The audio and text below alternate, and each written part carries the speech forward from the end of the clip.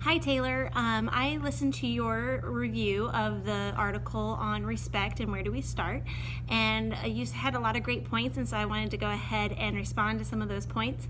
The first thing that you said is that peer or personal relationships that are having problems or negative times can affect those student relationships, and I 100% agree.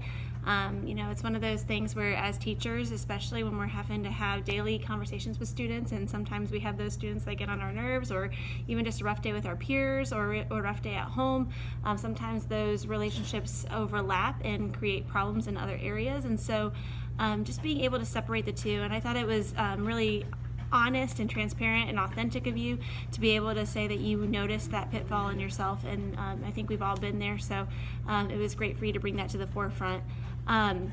I also really loved what you said about venting, and how oftentimes I think we look at talking about students in a negative light really as just a venting session, but that negative talk really does creep into our thinking. It's not just about our talk. And so I think it's great that you pointed that out, and how it's important to have that so what, now what mentality. And I really like the quote that you talked about as well.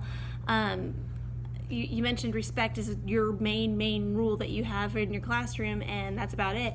Now, I do have 4 rules that or expectations, I should say, is what I call them, as classroom expectations for my students.